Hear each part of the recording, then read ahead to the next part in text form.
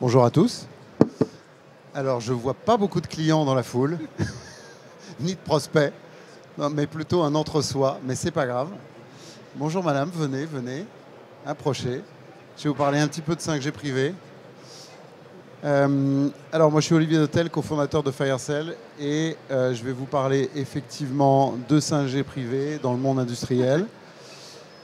Alors nous, on est un spécialiste, on a créé cette société au moment de l'ouverture des fréquences, il y a un peu moins de 4 ans. On a aujourd'hui 90 clients, la majorité sont hors de France. La France est un petit peu en retard par rapport à d'autres. Et notre particularité, c'est d'avoir vraiment intégré un réseau clé en main qui comprend la partie logicielle, la partie hardware, équipement, les cartes SIM et les terminaux, avec un objectif qui est d'adresser plutôt des entreprises de taille moyenne et plutôt de démocratiser les réseaux 5G pour des entreprises de taille moyenne qui n'auraient pas des millions d'euros à dépenser pour connecter leurs outils industriels. Alors, petit rappel pour ceux qui ne savent pas ce que c'est, mais la 5G privée, c'est vraiment des réseaux indépendants de ceux des opérateurs télécoms qu'on va installer à l'intérieur d'une entreprise et qui va donner le contrôle plein à cette entreprise pour connecter ses hommes, ses machines ou ses robots. Donc voilà les cas d'usage principaux que nous on voit et auxquels on répond. C'est d'abord connecter les hommes, c'est ensuite connecter des robots et in fine connecter des usines pour les rendre de plus en plus flexibles. Les bénéfices principaux, notamment par rapport au Wi-Fi, parce qu'aujourd'hui, quand on discute avec une entreprise, c'est vraiment le Wi-Fi qui est vu comme étant le standard de la connectivité sans fil. Le premier, c'est que vous n'avez pas d'interférence. On est sur des fréquences qui sont régulées par le régulateur ARCEP en France, avec un niveau de sécurité qui est inégalé puisque les secrets sont dans la carte SIM et toutes les communications sont encryptées de bout en bout. Un niveau de fiabilité qui est très fort, notamment en termes de latence ou en termes de mobilité. Le contrôle par l'entreprise, par notamment son équipe IT, et une couverture sans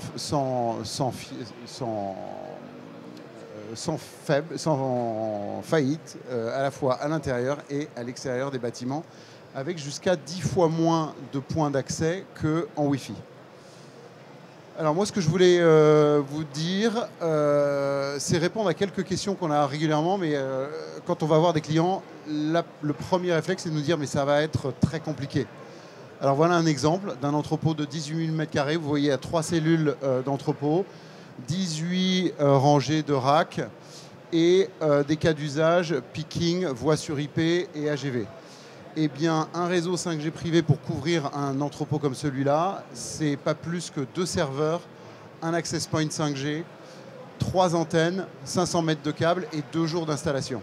Donc c'est vraiment des projets qui finalement ne sont pas plus compliqués que des projets Wi-Fi. Deuxième élément, un réseau 5G, ça va être très compliqué pour nous à gérer au quotidien. La réponse est non. Nous, on fournit une interface pour les équipes IT qui vont pouvoir gérer leur réseau 5G, qui vont pouvoir le configurer, le contrôler, ajouter ou enlever des cartes SIM et des utilisateurs.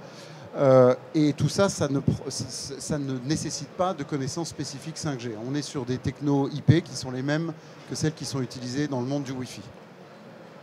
Dernier élément qu'on entend très souvent, la 5G, ça va probablement être trop cher pour nous. Figurez-vous que non. Nous, on a mis en place un système as a service. Aujourd'hui, on a même mis en place un outil en ligne pour qu'une entreprise puisse calculer son coût au mètre carré sur 3 ans.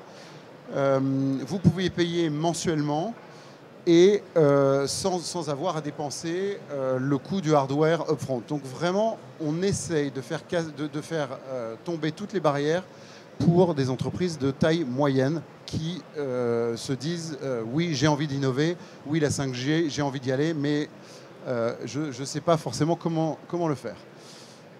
En termes de valeur, alors on parle assez peu de valeur. Nous, on a commencé à identifier et à quantifier la valeur pour les entreprises.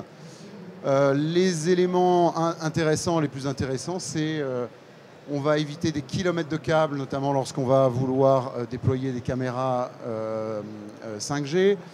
Nous, on l'a mesuré par rapport à du Wi-Fi, on va couper des temps morts de robots jusqu'à 30 minutes par jour. On va